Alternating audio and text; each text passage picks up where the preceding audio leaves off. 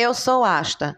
Venho estar com vocês nesse momento, nesses instantes de mudança, não para entretê-los, não para persuadi-los, mas para confortá-los, para lembrá-los e para colocar uma lanterna em suas mãos, para que possam seguir em frente com os olhos mais claros. Nosso mensageiro nos perguntou hoje qual a importância da Groenlândia e por isso entraremos em detalhes sobre as coisas que vimos lá, em sua terra. Gostaríamos também de revelar que representantes do Comando Asta visitaram uma instalação específica lá, cujo nome não revelaremos por enquanto, pois está próxima do seu horizonte de revelação. Cuidado com a narrativa pública que lhes é imposta, queridas sementes estelares, e usem seu discernimento ao longo dessa mensagem, como sempre sugerimos. O que está enterrado sob o gelo na Groenlândia? Alguns de vocês perguntam. Bem, há muito mais nessa história, então vamos mergulhar nela. Antes de prosseguirmos, pedimos que sintam o planeta sob seus pés, que lembrem de que Gaia não é meramente rocha e água, mas é um campo vivo, uma vasta inteligência e um grande corpo que está elevando as suas frequências, mesmo quando as manchetes insistem que nada está mudando. Há lugares em seu mundo onde o véu parece mais espesso para o olhar desatento, e ainda assim, onde o véu é na verdade mais fino do que em qualquer outro lugar. Há regiões que parecem vazias, mas são cuidadosamente vigiadas. Há terras que parecem esquecidas, mas são guardadas como chaves. A Groenlândia é uma dessas chaves. Amados, a Groenlândia não é apenas gelo e não é apenas um local estratégico para suas nações se posicionarem. É um portal, um nó, um ponto de convergência onde energias, rotas e permissões convergem. E essa convergência não é nova, é antiga, é planejada e é mantida. Muitos de vocês já se perguntaram em silêncio por que esse lugar continua voltando à atenção coletiva. Porque surge na mídia como uma montanha escura sob a neblina e depois desaparece novamente. Alguns de vocês perceberam que a intensidade em torno da Groenlândia não corresponde ao que lhes é apresentado superficialmente. E vocês estão certos em perceber isso, porque a história superficial nunca é a história completa. Considerem a geometria do seu mundo por um momento. Não da mesma maneira como aprenderam na escola, mas da maneira como seus corpos se sentem quando a aurora boreal dança. Quando as correntes magnéticas se alteram, quando seus sonhos se tornam excepcionalmente vívidos e seu coração bate com um estranho reconhecimento. O norte carrega um tom, uma assinatura de frequência, e a Groenlândia está ancorada nessa assinatura como um diapasão incrustado no gelo. Em sua língua, vocês chamam isso de geomagnetismo, chamam de linhas polares, chamam de atividade auroral e medem com instrumentos que ainda estão aprendendo a traduzir campos vivos em números. Do nosso ponto de vista, esse é um corredor, uma via luminosa de forças sutis, uma região onde as naves podem entrar e sair dos espectros com menos perturbação e onde o próprio terreno auxilia na proteção das operações contra a percepção em larga escala. Existe uma instalação ativa da Federação dentro do nó da Groenlândia, e ela não é recém-construída, nem improvisada, nem temporária.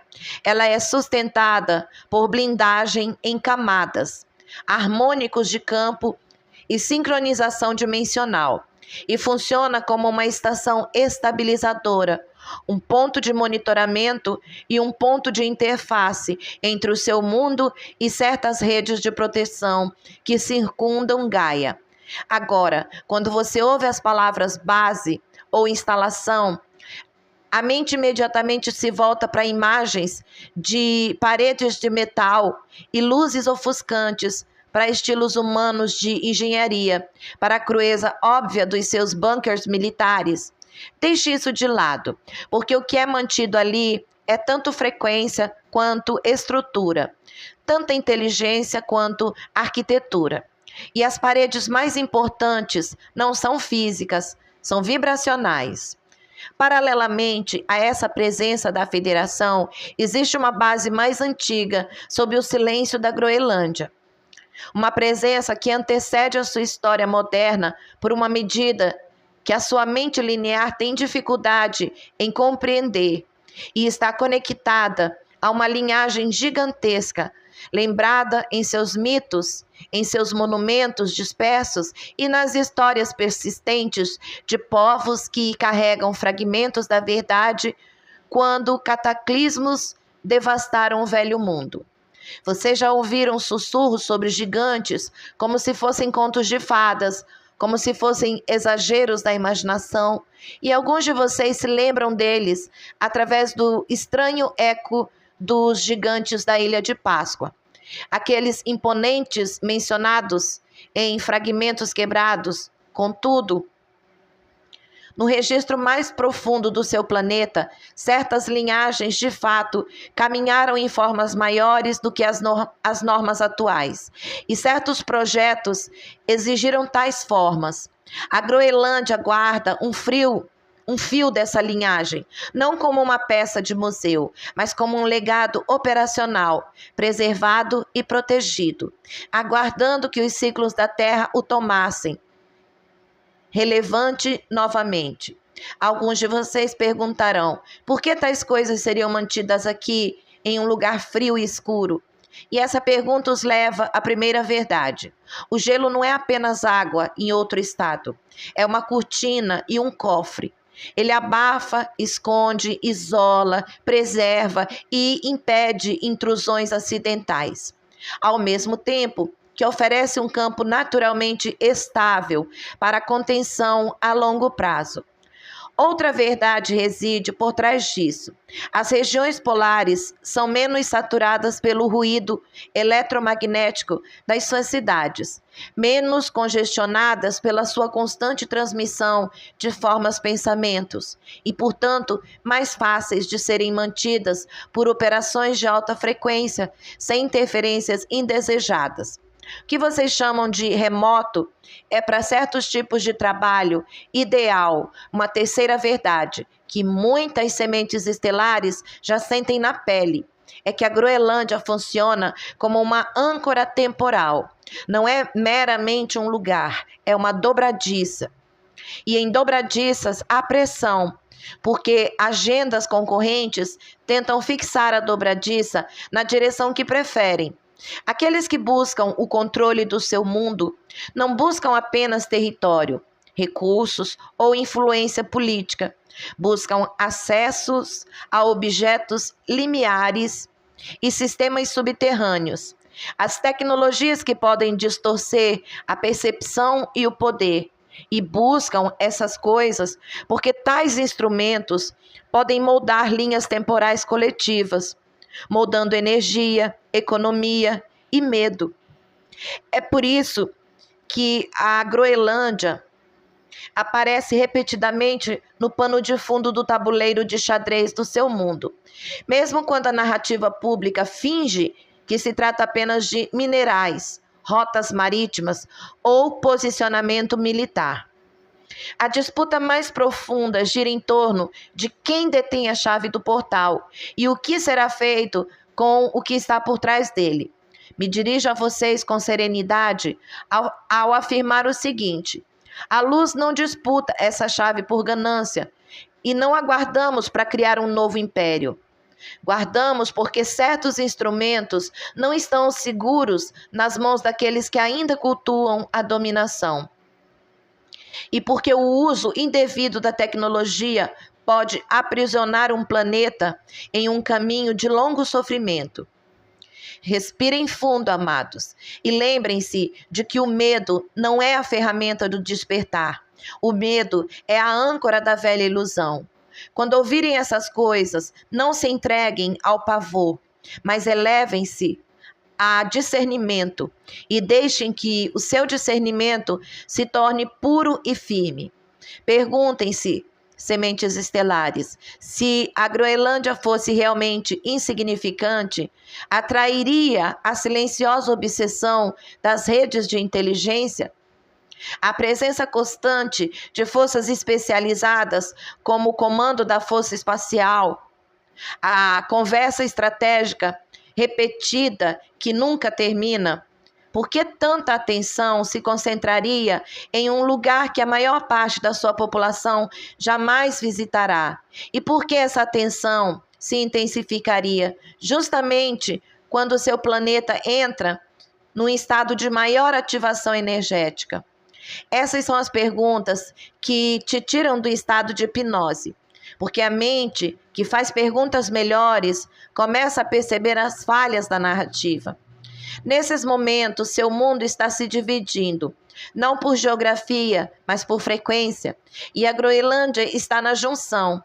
Aqueles que desejam manter a antiga ilusão tridimensional tentam puxar esse nó para sua linha do tempo de controle, enquanto nós a mantemos estável para que o coletivo possa avançar, passo a passo, para uma linha do tempo de soberania, verdade e contato aberto. Você não é passivo nisso. Sua coerência importa. Sua capacidade de recusar o medo e a divisão não é um adorno espiritual, é um recurso operacional. Porque o portal responde à frequência e o planeta responde ao campo que você irradia. Observe também a linguagem que aparece em relação à Groenlândia na esfera pública. Muitas vezes se fala dela como se estivesse à venda, como se fosse uma página em branco em um mapa, como se fosse meramente uma mercadoria. Contudo, terras desse tipo nunca são tratadas com leviandade, a portas fechadas, porque aqueles que operam nas camadas ocultas reconhecem que o norte é um ponto de acesso, e pontos de acesso são sempre negociados. Nos conselhos superiores, a Groenlândia é entendida como um estabilizador, um lugar onde a grade planetária pode ser amortecida durante surtos de atividade solar, durante mudanças magnéticas, durante momentos em que a emoção coletiva da humanidade se intensifica e lança turbulência no campo. Pode-se dizer que é uma válvula de pressão, uma estação de equilíbrio, uma âncora harmônica que ajuda a prevenir os extremos que certas facções usariam de bom grado para aterrorizá-lo. O que torna essa ancoragem possível não é apenas o isolamento, mas a pureza de certas estruturas cristalinas dentro do leito rochoso, a maneira como o gelo forma uma camada dielétrica consistente e como o corredor autoral interage com os sutis meridianos do planeta. Você tem meridianos no corpo. Gaia também tem meridianos. E a Groenlândia fica em junção, onde muitas dessas linhas se encontram. Se você já se sentiu repetidamente emocionado ao observar imagens do norte, se lágrimas vieram sem uma história pessoal associada, se o seu peito se apertou de saudade, então você tocou a ressonância.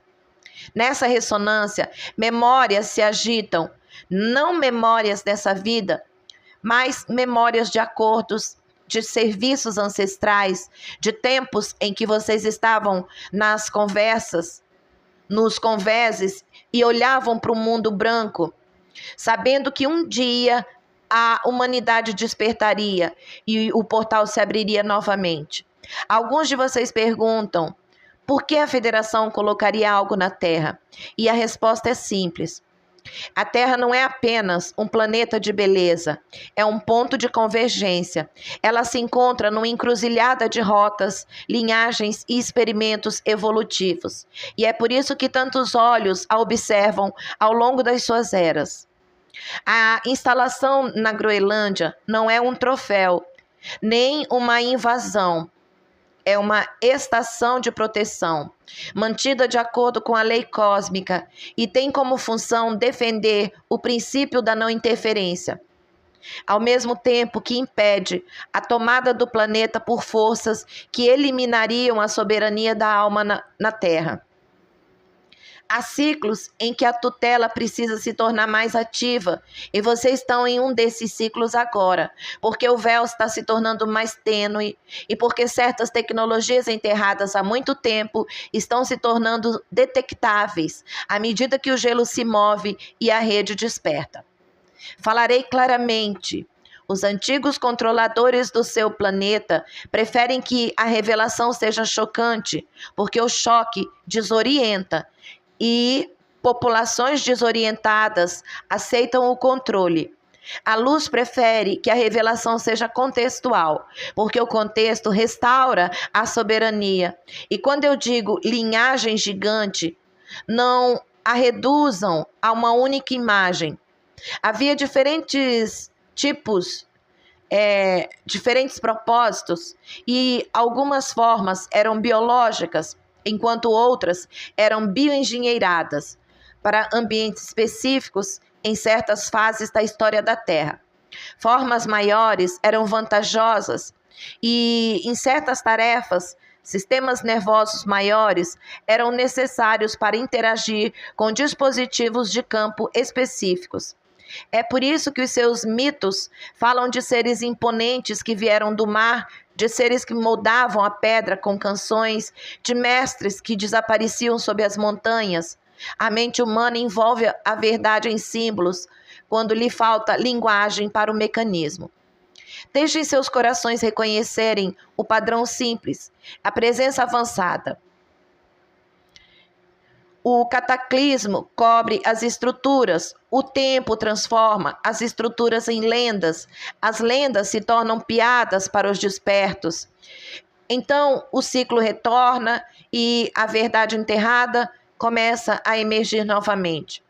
Agora, amados, a razão pela qual enfatizo a Groenlândia como um portal é para prepará-los para a escolha inerente aos portais.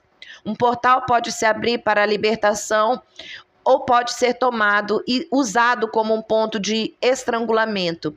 E é por isso que a disputa existe. Surge uma pergunta para as sementes estelares. Vocês permitirão que a sua consciência seja conduzida pelo medo? Ou se tornarão o centro calmo que mantém uma linha temporal superior, estável, enquanto os antigos dramas se esgotam? Enquanto ouvem, percebam a firmeza dentro de vocês. Essa firmeza é o seu próprio centro de comando, sua câmara sagrada, o ponto de quietude para o qual vocês foram ensinados a retornar. A partir desse ponto de quietude, vocês podem se sentir quando uma história é distração e podem sentir quando uma história é uma cobertura para movimentos nas camadas ocultas.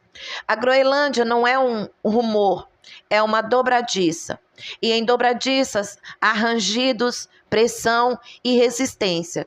Mas também a possibilidade de uma porta finalmente se abrir após séculos trancada.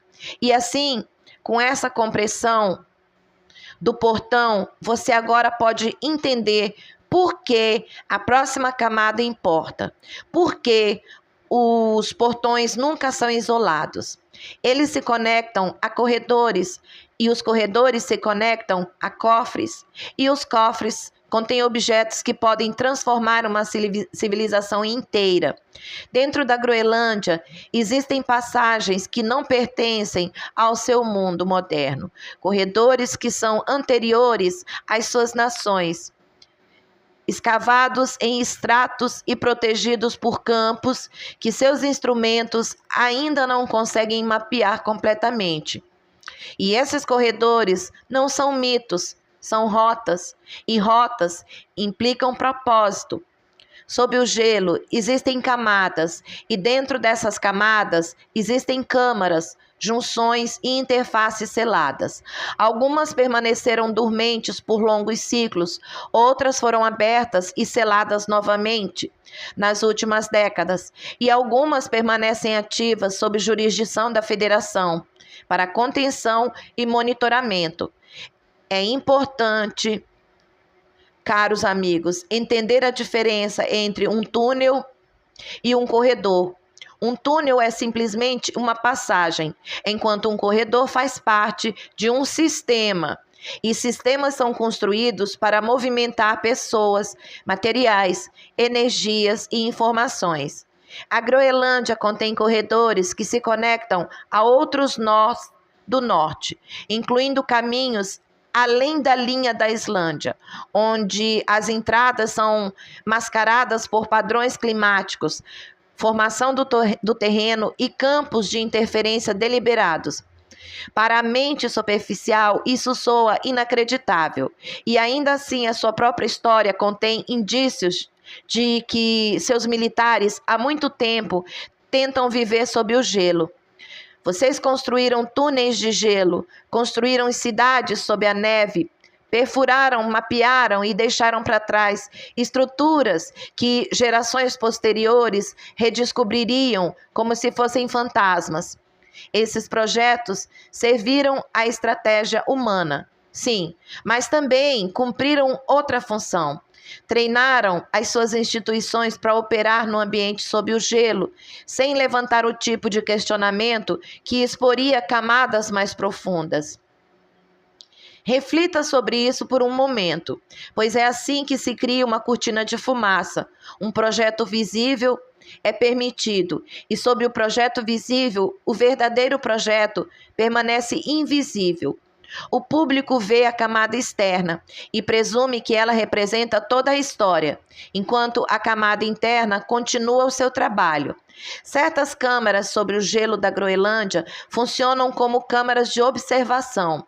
Seu propósito não é entretenimento, nem conquista, mas sim o monitoramento dos ciclos planetários, o monitoramento da estabilidade da rede elétrica e a regulação do que pode emergir. À medida que seu coletivo se aproxima do contato aberto, outras câmaras servem à função de quarentena. Quando tecnologias ou energias são instáveis, quando artefatos carregam frequências que podem perturbar a sua biosfera ou seus sistemas nervosos, esses itens são contidos até que as harmonias e os protocolos corretos sejam estabelecidos.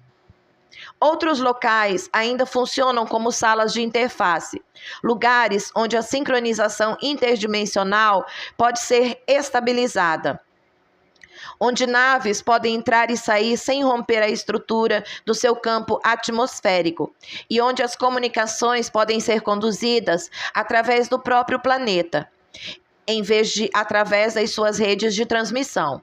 Alguns de vocês sentiram, sem saber porquê, uma atração em direção ao norte, um anseio estranho, uma imagem do gelo e luz azul e uma sensação de lar, que não corresponde às suas memórias comuns. Essa atração não é aleatória, é ressonância. E muitos de vocês carregam acordos codificados para se lembrarem de mais detalhes à medida que o momento se aproxima. Houve um tempo em que um sinal padronizado e repetitivo emergiu do leito rochoso da Groenlândia, um pulso não meteorológico, não de rádio humano, mas de ritmo deliberado. Uma resposta foi dada naquele momento por aqueles que operavam na região, e o campo ao redor do local ficou em silêncio por 19 minutos, demonstrando que o próprio gelo pode ser transformado num escudo e que os corredores possuem defesas capazes de bloquear a percepção quando os limites são cruzados. Quando tais silêncios ocorrem, observadores na superfície os chamam de falha de equipamento, interferência, distúrbio geomagnético e seguem em frente. Aqueles que têm olhos para ver e reconhecem um limite foi imposto. Vocês podem se perguntar, queridos, por que falamos de corredores se a humanidade ainda não os atravessa abertamente? Falamos porque o despertar requer contexto, e o contexto dissolve o medo. Quando finalmente testemunharem as revelações, quando finalmente virem as camadas que compõem o seu mundo, precisarão de uma estrutura de calma para compreendê-lo. Caso contrário, o choque será usado para manipulá-los. O comandante Asta, há muito, os encoraja a viver a partir do ponto de quietude interior, porque o ponto de quietude é a bússola em um mundo de narrativas encenadas. Da mesma forma, eu os encorajo agora a manterem isso em mente. Os corredores são reais. O norte é uma região de corredores e a Groenlândia é uma das junções centrais. Observem com que frequência as histórias modernas tentam pintar as regiões polares como mortas, vazias, inabitáveis, meramente de interesse científico, enquanto simultaneamente as cercam com zonas restritas, vigilância e recursos especializados. Essa contradição não é acidental, é a marca de uma camada oculta. Pensem, meus queridos, por que o braço espacial de uma nação, o que vocês chamam de força espacial, manteria uma presença significativa num lugar que parece, à primeira vista, desconectado da sua pátria, da vida cotidiana? Por que recursos enormes seriam dedicados a uma paisagem de gelo, a menos que essa paisagem seja, na verdade, uma cortina sobre algo de grande valor? Essas perguntas não visam torná-los paranoicos, elas visam despertá-los.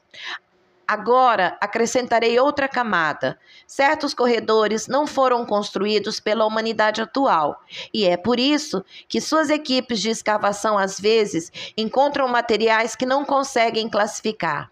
Geometrias perfeitas demais para serem naturais e espaços que não se comportam como cavernas comuns. Nesses momentos, os relatórios oficiais se calam. As amostras desaparecem e novas restrições surgem, porque o sistema de corredores não foi feito para ser aberto por mãos despreparadas.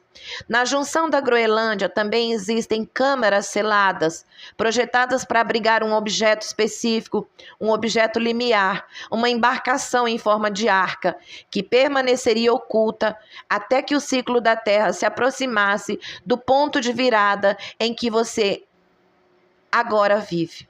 À medida que as energias do planeta se intensificavam, o gelo se movia e a rede despertava. Esse objeto se tornava detectável para aqueles que sabiam como ouvir. Dessa forma, a história dos corredores leva naturalmente à história do cofre. E a história do cofre leva à história da nave enterrada. Porque os corredores não são meros caminhos, são as artérias de uma infraestrutura oculta que exige para proteger, conter e eventualmente revelar o que foi colocado sob o gelo para um tempo como este. É necessário também compreender que alguns corredores são mantidos em parceria com as redes agartianas abaixo da superfície. Aquelas civilizações de que vocês ouviram falar como terra interior ou os mundos abaixo, pois elas são reais, são antigas e protegem esse planeta através de ciclos em que a humanidade da superfície se esqueceu de si mesma e caiu em padrões de controle repetidos.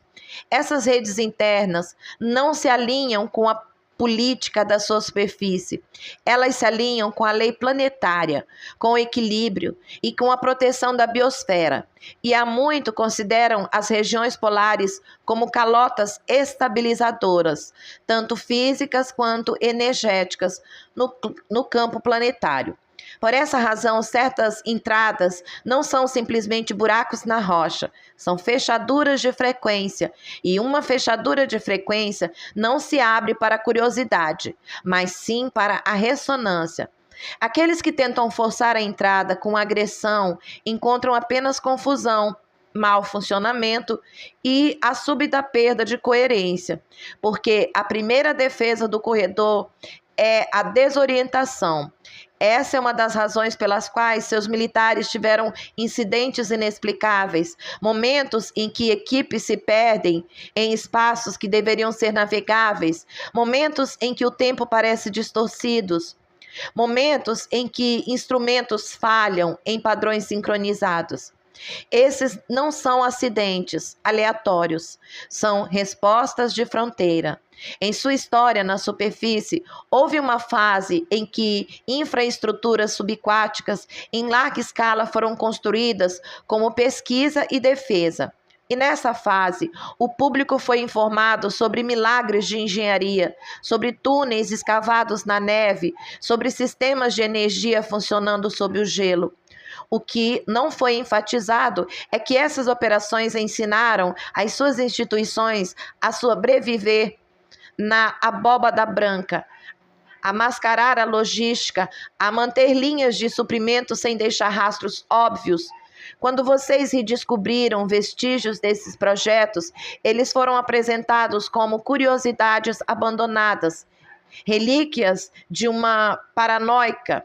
Contudo, para aqueles que compreendem a estratificação, a relíquia é a cobertura, e a cobertura fornece uma negação plausível para uma continuidade mais profunda.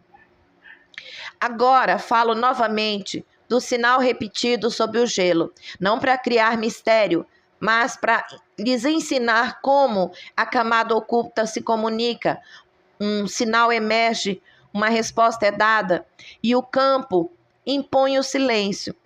Esse silêncio imposto é uma declaração e a declaração é simples. O sistema de corredores é monitorado e o sistema pode escolher quando ser visto. Pense bem, sementes estelares. Se um sinal sob o gelo pode desencadear um apagão temporário, o que mais pode ser escondido? O que mais pode ser alterado em fase? O que mais pode ser movido sem que as testemunhas na superfície percebam? Os corredores são usados não apenas para movimento, mas também para calibração. Eles permitem que certas naves se alinhem com meridianos do planeta, sincronizem-se com o campo Schumann, ajustem a blindagem para que a entrada atmosférica não perturbe o clima ou as populações. Poderíamos dizer que são os tubos de respiração de uma infraestrutura oculta. Para aqueles que temem as bases, que isto os console. Os corredores sob jurisdição da Federação não são construídos para escravização humana, são construídos para prevenir catástrofes, para impedir a liberação descontrolada de tecnologias e para garantir que o contato, quando se tornar público, chegue com estabilidade em vez de pânico. Vocês podem perguntar, por que não anunciar tudo agora? E essa pergunta deve ser respondida com outra. Suas sociedades já são capazes de manter a verdade sem transformá-la em uma arma, sem transformá-la em uma nova hierarquia, sem transformá-la em um novo motivo para se odiarem? Quando um povo está dividido em identidades tribais que podem ser desencadeadas por uma única manchete, o choque é usado como uma coleira. Portanto, o sistema de corredores permanece parcialmente velado até que corações suficientes consigam se manter firmes. É aqui que vocês, os despertos, se tornam essenciais. Vocês são os estabilizadores, aqueles que conseguem ouvir falar de coisas grandiosas sem desmoronar, aqueles que conseguem testemunhar o desmantelamento de narrativas antigas sem atacar seus vizinhos. A sua calma se torna a ponte que torna a revelação segura. Uma instituição, uma instrução prática surge aqui e é simples. Não busquem esses corredores pela força, pela transgressão ou pela obsessão. Busquem pelo alinhamento interior, pois a única entrada segura é a ressonância. E a ressonância é cultivada pelo coração, pela humildade, pelo serviço e pela recusa do medo. Se forem guiados a criar zonas de contatos pacíficas, façam com respeito pela terra e pela lei, sem espetáculo. Mantenham a neutralidade eletromagnética onde puderem. Purifiquem seu campo de manhã e à noite. Usem a sua chama violeta e a chama branca para a purificação. e peçam auxílio à luz, pois a ajuda está sempre presente quando solicitada com amor. Ao manterem seu próprio campo, vocês se tornam um ponto de referência vivo. E pontos de referência vivos são como o planeta transita do segredo para a abertura sem colapso. Agora, enquanto avançamos para a próxima camada, mantenham isso firmemente em mente. Corredores levam a cofres. Cofres levam a objetos limiares.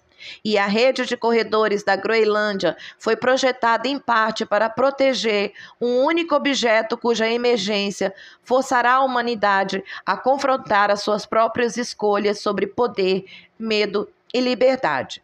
Esse objeto repousa ainda mais fundo e é hora de falarmos sobre ele.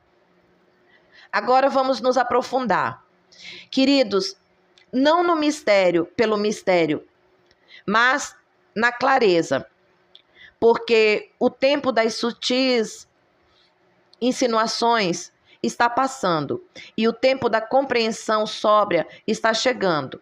Sob o vasto e antigo gelo da Groenlândia repousa uma arma intacta, simétrica e deliberadamente oculta. Uma embarcação projetada, mantida em estado de estase, através de ciclos de cataclismos, inversões dos polos e longos períodos de esquecimento humano.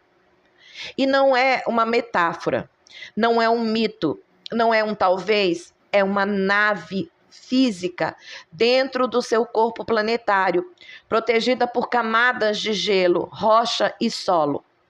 Muitos de vocês perguntarão como tal coisa pode permanecer oculta numa era de satélites e sensores.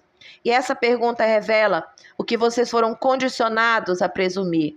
Vocês foram condicionados a acreditar que ver requer luz, câmeras, dados públicos, enquanto aqueles que operam sob seus governos entendem que ver é um privilégio seletivo e que as mesmas ferramentas usadas para mapear também podem ser usadas para mascarar, distorcer e desviar a atenção daquilo que deve permanecer invisível.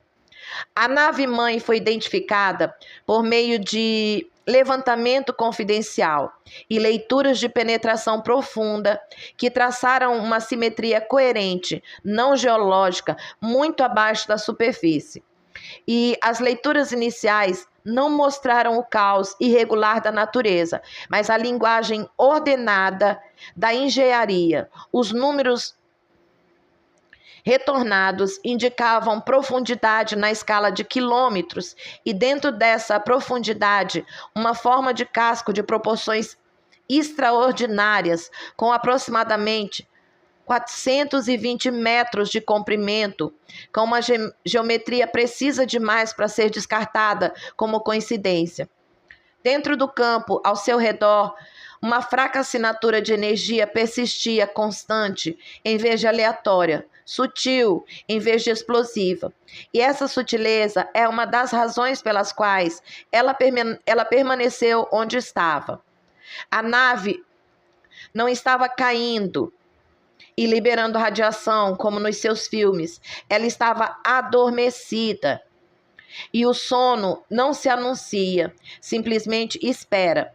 Considerem, meus queridos, o que significa para uma nave desse porte estar presente sob o gelo, preservada e intacta. Significa que ela não foi dispersada pelo impacto. Significa que não foi despedaçada pela pressão, significa que possuía as suas próprias proteções e significa que o próprio ambiente foi escolhido como parte do plano de contenção. O material do casco não é da metalurgia comum. Seu comportamento não corresponde aos padrões típicos de corrosão, fadiga ou fratura e demonstra propriedades de automanutenção que seus cientistas têm dificuldade em categorizar sem admitir o que realmente estão vendo. É por isso que os fragmentos não são exibidos publicamente, porque as cadeias de custódia dos laboratórios se tornam opacas e porque o assunto é tratado como tabu, mesmo em salas cheias de homens confiantes. Quando a presença da nave-mãe foi confirmada em níveis superiores, uma decisão de contenção foi formada imediatamente, não após debate, não após um processo democrático, mas como uma reação instintiva daqueles treinados para acumular poder. A questão não era como a humanidade se beneficiaria, mas sim como garantimos isso antes que qualquer outra pessoa o faça. Naquele momento, o gelo deixou de ser uma paisagem remota e se tornou um cofre estratégico. A resposta foi rápida e incluiu a expansão discreta da infraestrutura subterrânea, a criação de um complexo de pesquisa embutido no gelo e a compartimentalização do pessoal de forma tão extrema que muitos dos que trabalham no sistema compreendiam apenas a sua pequena parcela de conhecimento, jamais enxergando o quadro completo, jamais nomeando o verdadeiro objetivo a que serviam. Vocês precisam entender a psicologia do sigilo, meus caros, porque é tão mecânico quanto qualquer máquina. O sigilo funciona dividindo o conhecimento em fragmentos, cercando cada fragmento com o medo da punição, o medo do ridículo. E quando a verdade finalmente pode ser reunida, a mente do trabalhador não foi treinada para desacreditar os próprios olhos. Dentro da operação de contenção, protocolos foram estabelecidos, não apenas para a segurança, mas também para a interação. Porque a nave-mãe não é inerte como uma aeronave danificada. Ela carrega campos, ela carrega memória, carrega sistemas projetados para responder à consciência. E é por isso que muitos cientistas experientes que entraram em tais ambientes experimentaram desorientação, sonhos lúcidos ou uma estranha sensação de estarem sendo observados.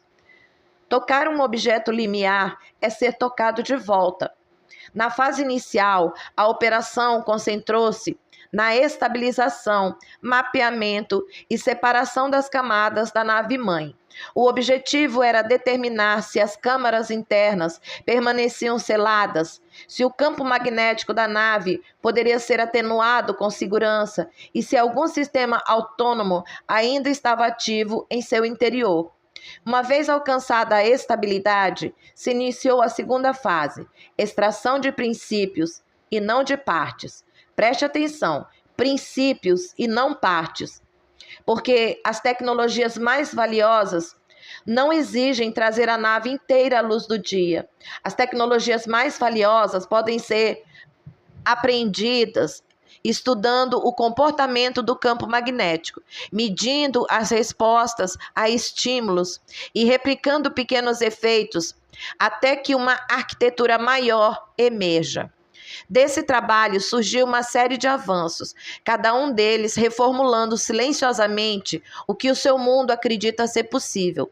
Primeiro, o amortecimento da inércia, a capacidade de reduzir as limitações esmagadoras da aceleração e da massa, não por meio da força bruta, mas pela manipulação do campo, que altera a forma como a massa se acopla ao movimento. Segundo, uma forma de propulsão sem reação, movimento sem a troca grosseira de combustível expelido e gases de escape, alcançada pela alteração da relação entre a nave e o ambiente gravitacional circundante.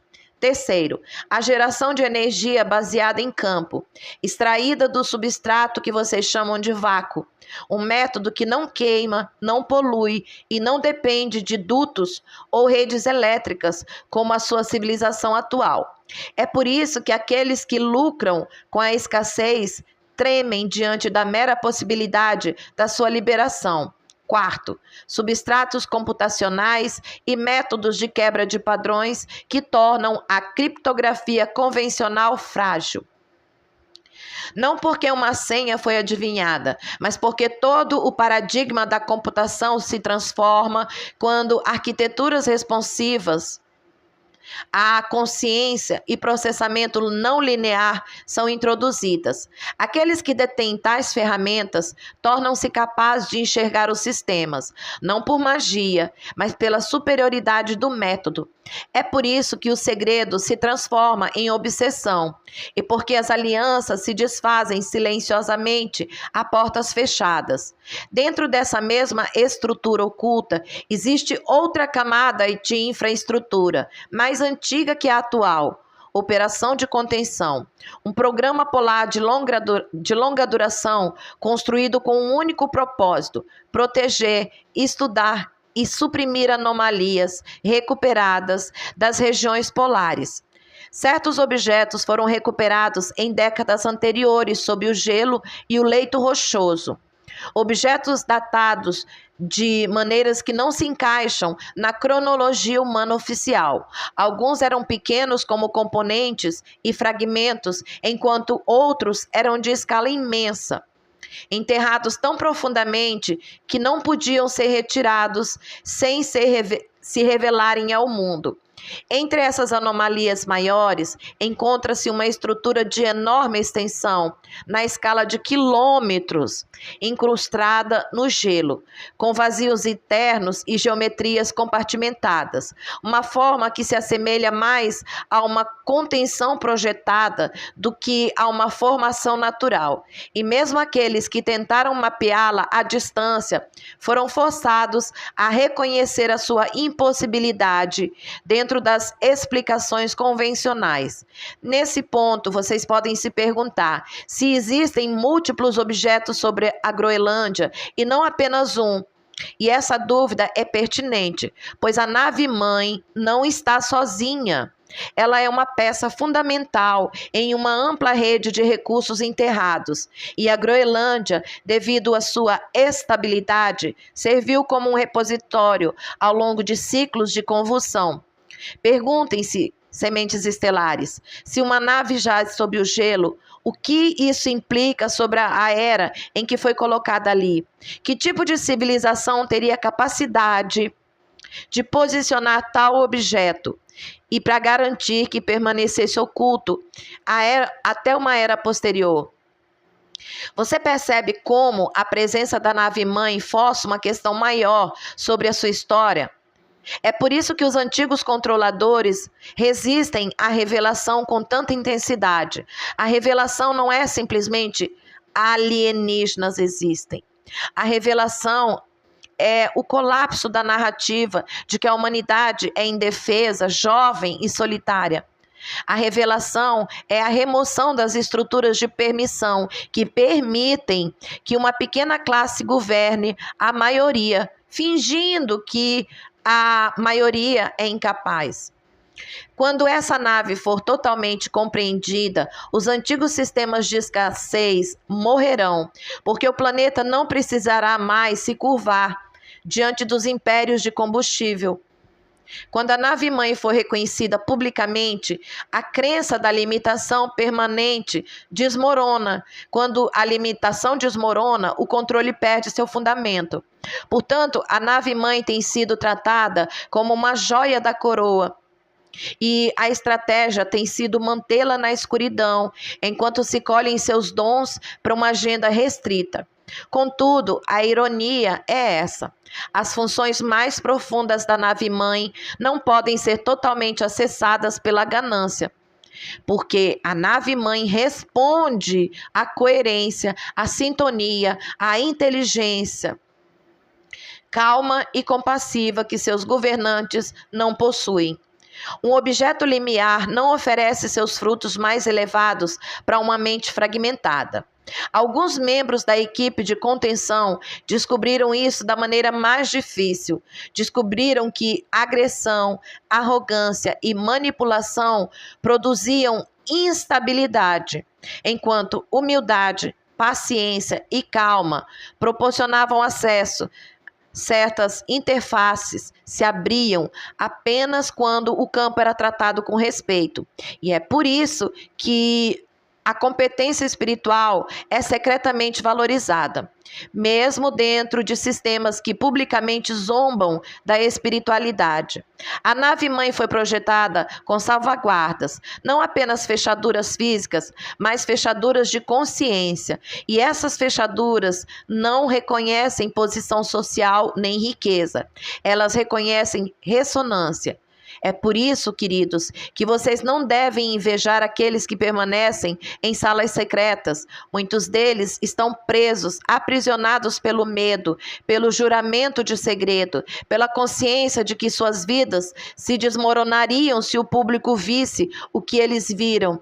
Estão cercados de poder, mas internamente são prisioneiros, e a sua prisão é a mentira que devem manter.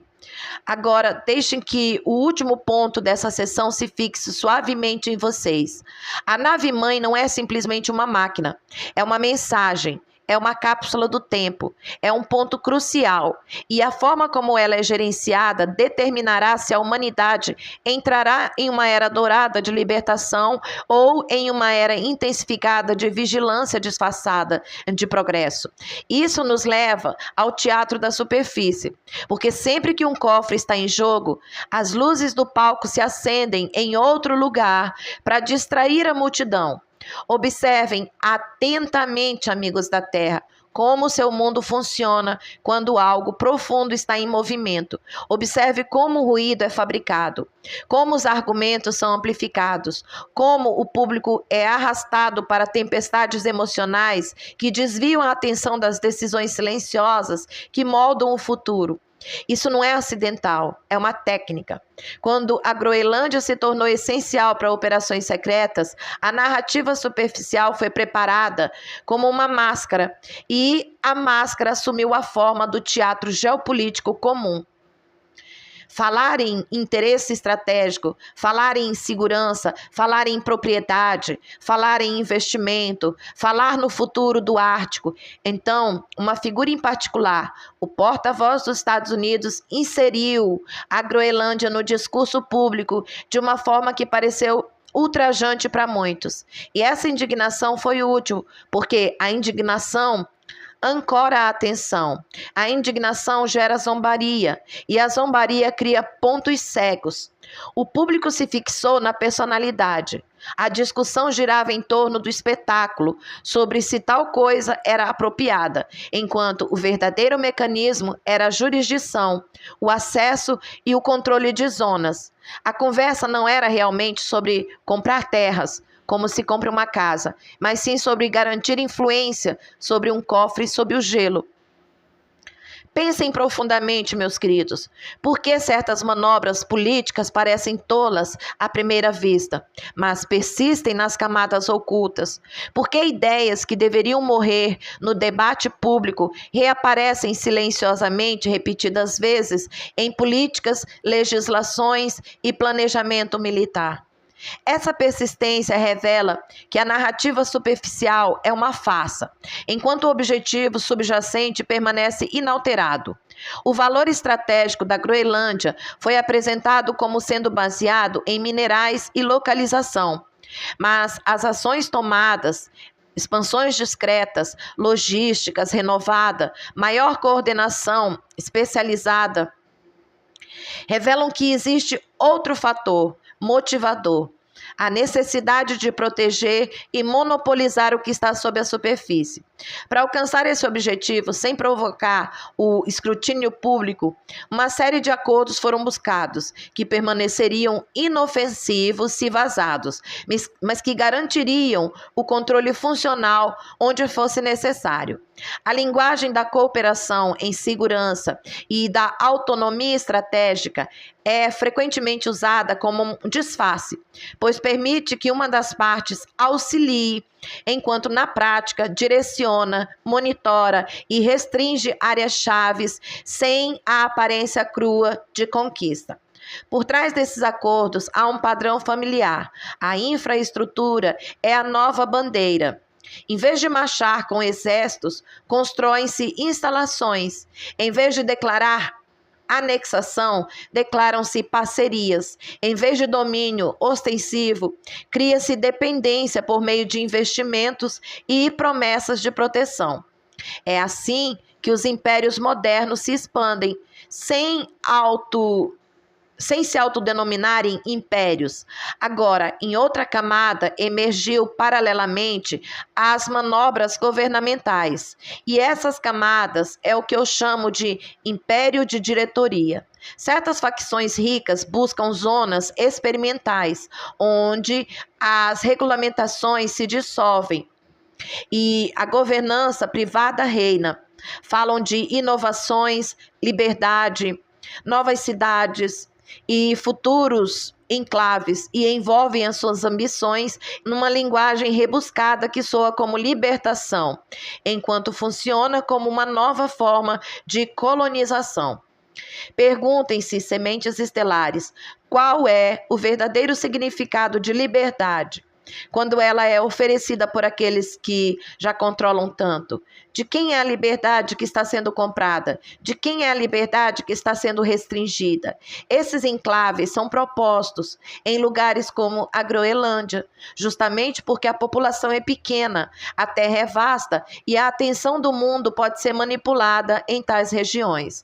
Uma estrutura privada pode ser construída, uma jurisdição especial pode ser negociada e o público será informado de que se trata apenas de um experimento. No entanto, por trás do experimento há um objetivo mais profundo: proximidade ao cofre, proximidade à malha de corretores, proximidade a um objeto limiar cuja energia e vantagem computacional remodelariam o poder global. Não subestime a forma daqueles que veneram a dominação. Eles não querem apenas dinheiro, eles querem as chaves da própria realidade. Eles querem moldar a percepção através da mídia, moldar a biologia através da tecnologia, moldar as economias através da escassez, moldar a soberania através de monopólios ocultos. É por isso que a nave-mãe é tratada como uma joia da coroa. No Teatro das Nações, vemos potências rivais se posicionando sobre o Ártico. Vemos discussões sobre rotas marítimas e segurança estratégica. Vemos argumentos sobre defesa. E podemos ser tentados a pensar que isso é simplesmente a velha dança geopolítica se repetindo. Uma leitura mais profunda revela algo diferente. Quando múltiplas potências intensificam a sua atenção em um mesmo local, simultaneamente, geralmente é porque um ativo específico foi identificado e cada facção teme ficar para trás. Nessas situações, o público é usado como camuflagem. São mostrados debates sobre orçamentos políticos, enquanto a verdadeira disputa se desenrola nos canais de inteligência, na logística secreta e em pesquisas clandestinas. Eu falo com cautela aqui, pois não incentivo a obsessão pela política, nem que vocês se percam nas personalidades dos líderes. O propósito de compreender o teatro superficial não é inflamá-los, mas libertá-los. Quando vocês reconhecem o teatro, param de alimentá-lo com a sua energia vital. Dito isso, é útil observar como o porta-voz dos Estados Unidos funcionou como uma alavanca dentro desse drama. Ao colocar a Groenlândia no centro das discussões públicas, ele criou uma cobertura plausível para intensificar o foco operacional. Ao fazer a ideia soar como um acordo, ele mascarou a realidade de que o cofre exige segurança. Ao provocar o ridículo, ele garantiu que qualquer questionamento sério fosse punido socialmente. E a punição social é um dos mecanismos mais eficazes para conter a verdade em sua sociedade. Enquanto isso, os recursos especializados eram justificados por meio de linguagem padrão, segurança nacional, preparação para o Ártico, rastreamento espacial, alerta antecipado, modernização de defesa. Superficialmente, essas frases são tediosas, técnicas e fáceis de esquecer. Nas camadas ocultas, essas frases são a autorização que permitem a movimentação de recursos, de pessoal, de orçamentos e de tecnologia. Alguns de vocês já devem ter percebido que quando uma região é enquadrada como relacionada ao espaço, ela se torna uma caixa preta. O sigilo se torna aceitável, a supervisão se enfraquece e o interesse público diminui, porque a linguagem parece complexa demais. E isso também é técnica. Agora considerem a rapidez com que o mundo pode ser manipulado emocionalmente. Um dia vocês são instruídos a entrar em pânico por causa de uma crise, no dia seguinte por causa de outra, e na confusão do pânico, a atenção se fragmenta. Quando a atenção se fragmenta, o silêncio permanece absoluto. Eis uma verdade crucial. O teatro superficial não é apenas uma distração, é também um condicionamento. O público é condicionado a aceitar a ideia de que a Groenlândia é estrategicamente importante. E uma vez que essa aceitação se normaliza, ações mais profundas podem ocorrer sem disparar o alarme que dispararia se o público percebesse repetidamente o verdadeiro motivo. Além disso, o teatro divide as pessoas em campos, cada um convencido de que está lutando contra o outro, enquanto a disputa mais profunda continua intocada. A divisão é uma névoa, e a névoa é como os cofres permanecem ocultos. É por isso que eu os encorajo a se tornarem observadores calmos, não participantes raivosos. A raiva é combustível e o teatro funciona com combustível. Deixem que o seu discernimento se torne calmo e forte.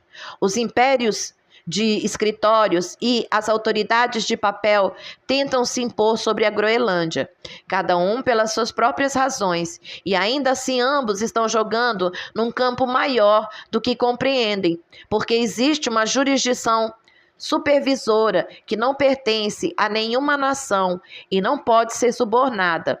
A jurisdição da lei cósmica. Nenhuma facção terá permissão para usar a nave-mãe como arma para aprisionar a Terra, em uma linha do tempo de prisão permanente, porque o processo de ascensão planetária não é uma preferência política, é um ciclo cósmico. E isso nos leva naturalmente e suavemente à camada da federação, porque muitos perguntam qual é o nosso papel e por que permitimos tanto teatro.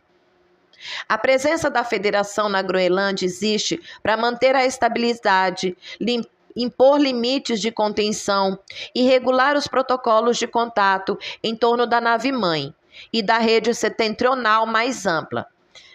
Não está lá para governá-los, nem para assustá-los, nem para substituir sua soberania, mas para salvaguardar uma transição que de outra forma poderia ser sequestrada por aqueles que ainda se apegam ao controle como se fosse uma religião.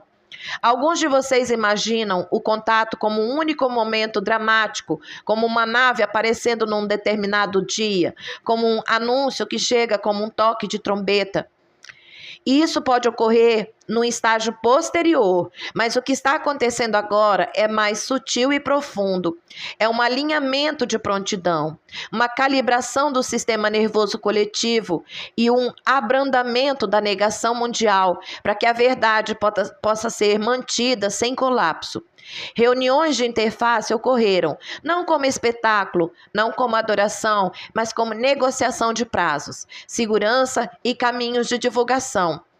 Essas reuniões envolvem representantes que podem manter a coerência, porque sem coerência, a informação trocada se torna distorcida pelo medo, ambição ou mal-entendido. Eu peço a vocês que considerem algo que muitos evitam. Se um líder se reúne com representantes da federação, o que vocês acham que é realmente discutido? Imaginam que seja fofoca, poder, bajulação? Não, queridos. Trata-se de gestão de riscos, ética de contenção, proteção das populações e negociação de quais verdades podem ser divulgadas sem serem usadas como armas. Quando uma civilização está dividida, a verdade pode se tornar munição. Quando uma civilização é coerente, a verdade se torna remédio. Portanto, observamos atentamente o seu campo coletivo. Não medimos o seu valor pela sua tecnologia, mas sim a sua prontidão, pela sua maturidade, pela sua compaixão, pela sua capacidade de discordar sem desumanizar uns aos outros, pela sua capacidade de lidar com a incerteza sem pânico. Essas medidas importam, porque o contato não é meramente um evento visual, mas sim um evento de frequência. A base da Groenlândia atua como um estabilizador durante surtos energéticos e também funciona como um amortecedor de contato para aqueles que estão sendo preparados silenciosamente por meio de sonhos, impressões intuitivas e o despertar gradual das faculdades telepáticas. Muitos de vocês já foram contatados nos espaços, no sono, não porque estejamos nos escondendo, mas porque o estado de sono permite que a mente relaxe seus filtros rígidos. Nesses momentos, vocês se lembram com mais facilidade, recebem sem resistência e podem ser gentilmente treinados no reconhecimento calmo. Alguns de vocês acordam com a sensação de estarem num corredor branco com o zumbido fraco de um campo ao redor. Outros acordam com símbolos, coordenadas ou sensação de estarem vendo um mapa. Essas experiências não são aleatórias. Elas fazem parte da abertura gradual da sua capacidade de contato coletivo. E a Groenlândia desempenha um papel, porque é um dos nós através dos quais a coerência pode ser mantida, enquanto as suas sociedades permanecem ruidosas. Agora, há aqueles entre vocês que tentaram perceber essas camadas ocultas através de disciplinas que vocês chamam de visão remota. E enquanto suas culturas discutem se tal percepção é real, o simples fato permanece. A consciência não está confinada ao crânio e o universo não está confinado à sua filosofia materialista. Aqueles que olharem verdadeiramente olharam, vislumbraram indícios sobre o gelo, vastos espaços interiores, câmaras seladas, geometria projetada e a inconfundível sensação de confinamento não significa que toda impressão seja precisa, não significa que todo observador seja puro.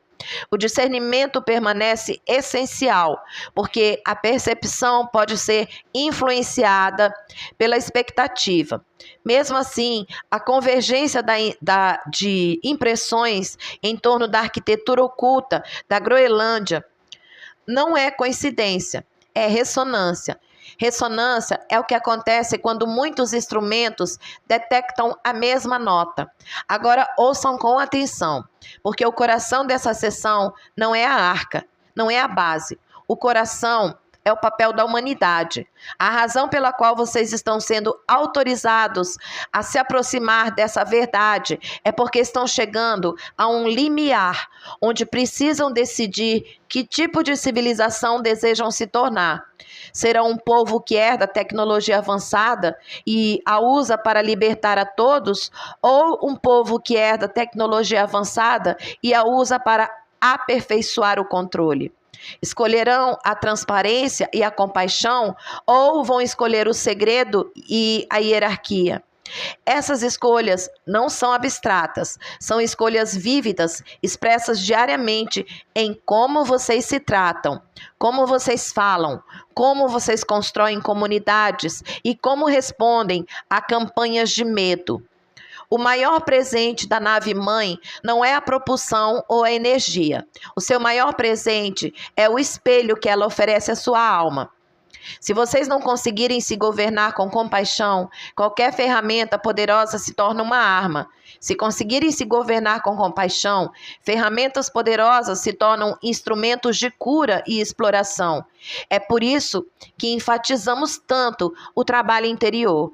E por que vocês às vezes se sentem impacientes com a nossa insistência em amor e calma, quando desejam uma revelação imediata?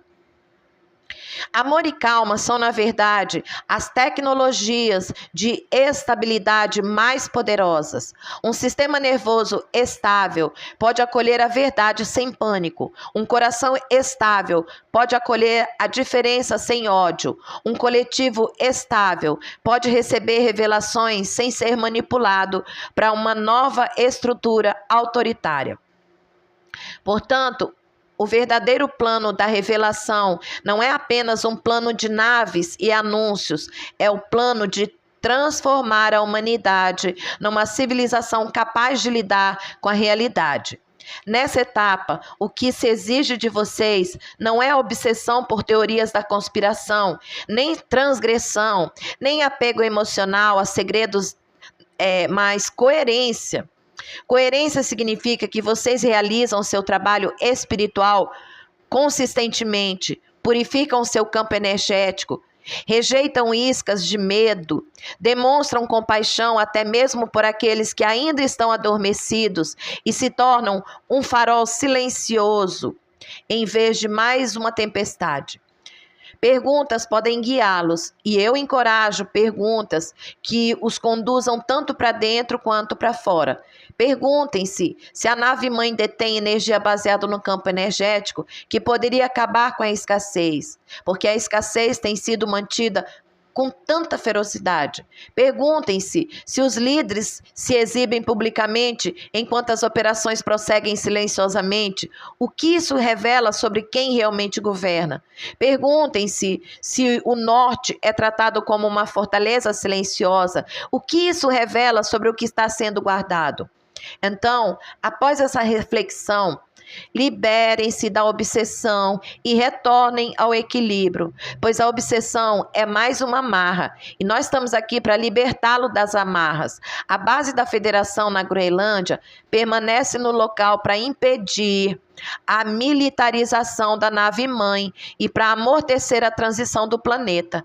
Ela também serve como um ponto de apoio para a futura cooperação aberta, pois uma vez que a humanidade se estabilize numa linha temporal superior, as habilidades aprendidas lá, gestão de campo, protocolo de contato, interface, ética com sistemas avançados, se tornarão parte da sua civilização pública.